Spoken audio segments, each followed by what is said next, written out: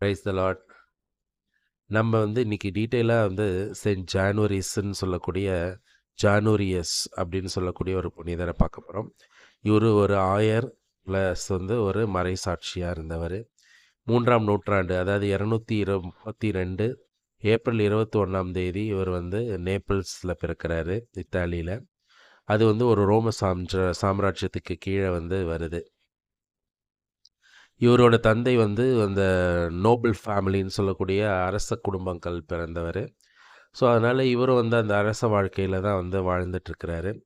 ஆனால் இவருக்கு சின்ன வயசுலேருந்தே அவங்க குடும்பம் வந்து கிறிஸ்தவ குடும்பன்றதுனால சின்ன வயசுலேருந்தே இயேசு மேலே அதிக பக்தியும் பற்றுதலும் உள்ளவர். இயேசுக்காகவே வாழணும்னு நினைக்கிறாரு. இந்த நேரத்தில் தான் டயோக்ளேஷியன் சொல்லக்கூடிய அரசன் ஆட்சியாளரான்.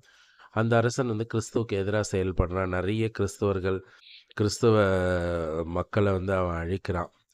ஸோ அதே மாதிரி இவரும் வந்து கிறிஸ்தவர்களுக்காக பாடுபடுறாரு, கிறிஸ்தவர்களை நல்வழிப்படுத்தணும்னு பாடுபடுறாருன்னு சொல்லி இவரை வந்து சிறையில் அடைக்கிறான்.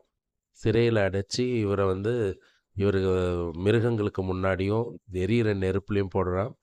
அவர் ரெண்டுமே இவரை ஒன்றுமே பண்ணலை. சிறையிலையும் ஒரு புனிதமான வாழ்க்கை வாழறாரு. சிறையிலையும் வந்து இவர் இயேசுவை துதிச்சுக்கிட்டே இருக்கிறாரு, இயேசுவை பரப்புகிறாரு. இந்த மாதிரி நேரத்தில் வந்து இவர் வந்து 305ஆம் ஆண்டு இவர் வந்து கழுத்து துண்டிக்கப்பட்டு இறக்குறாரு. இந்த புனிதர் இவரோட ஒரு மிகப்பெரிய அதிசயமான விஷயம் என்னன்னா, இவரோட ரத்தங்களை வந்து ஒரு பெண்மணி சேகரித்து வச்சு, அந்த பெண்மணி தான் வந்து இந்த ரத்தத்தை வந்து திருச்சபைக்கிட்ட கொடுக்குறாங்க.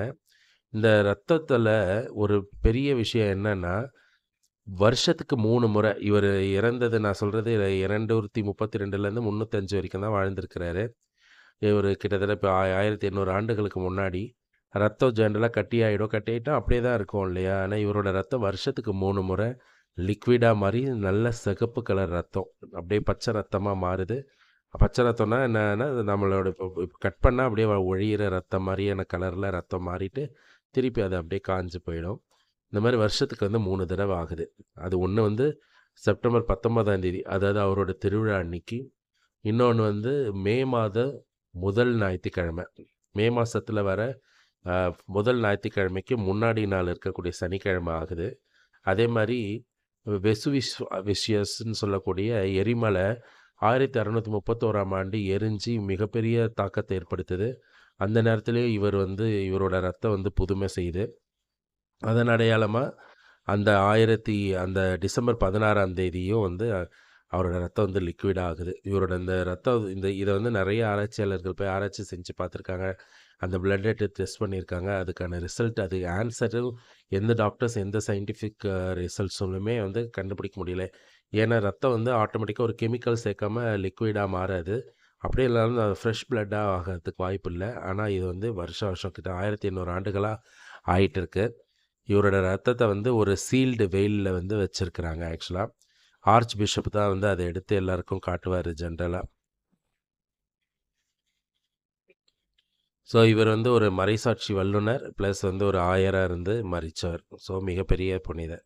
இவரை போல் நாமளும் புனித வாழ்க்கையில் வாழவும், இவரை போலவே நாமளும் வந்து புனித தன்மையில் வாழ்ந்து இறைவ விசுவாசம். இப்போ நமக்கு யூடியூப் இருக்குது, நமக்கு நிறைய நெட் இருக்குது, சொல்கிறதுக்கு ஆள் இருக்குது, நிறைய விஷயங்கள் இருக்குது. ஆனால் இதெல்லாம் இல்லாத நேரத்தில் புனிதராக இருக்கிறவங்க தான் மிகப்பெரிய பாக்கியசாலிகள். அவங்களோட விசுவாசத்துக்கு ஈடு நம்மளாம் ஒன்றுமே இல்லை. ஸோ நாமளும் அவங்கள மாதிரி இயேசுவின் மேலே விசுவாசிகளாக மாறணுன்றதுக்காக முயற்சி பண்ண வேணுன்றதுக்கு உங்கள்கிட்ட நான் வேண்டிக்கிறேன். இது எல்லாருக்கும் ஷேர் பண்ணுங்கள். உங்களுக்கு தெரிஞ்சவங்களெல்லாம் சப்ஸ்கிரைப் பண்ண சொல்லுங்கள். Praise the Lord.